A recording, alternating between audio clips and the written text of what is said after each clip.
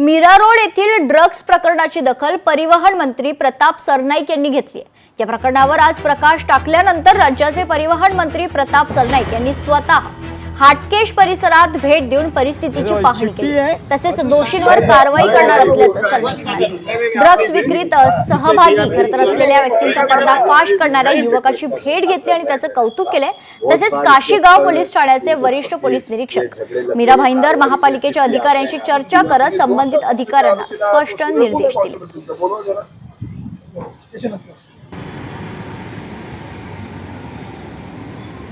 काही drugs mafia इकडे रोजच्या रोज फार मोठ्या प्रमाणात ड्रग्स विकतात आणि तरुण पिढीला बर्बाद करतात असं निदर्शनास झालं। आणि त्यामध्ये आश्चर्याची बाब म्हणजे काही पोलीस कर्मचारी सुद्धा इन्व्हॉल्व आहेत असं त्या आमच्या काही फिर्यादींनी सांगितलं। मी पोलीस आयुक्त ज्यांनी आता कालच चार्ज घेतलाय निखित कौशिक, कारण शेवटी त्यांनाही हे शहर समजायला वेळ लागेल, त्यामुळे कुणाला मी दोष देत नाही, परंतु या शहरामध्ये ड्रग्स माफिया जर एवढ्या मोठ्या प्रमाणात येत असतील आणि पूर्ण तरुण पिढी जर बदनाम होत असेल, बदनाम जर करत असेल, त्या तरुण पिढीला बर्बाद करण्याचं जर षडयंत्र काही गुन्हेगारांनी केलं असेल तर त्यांच्यावर कडक कारवाई करण्याचे आदेश मी दिलेत।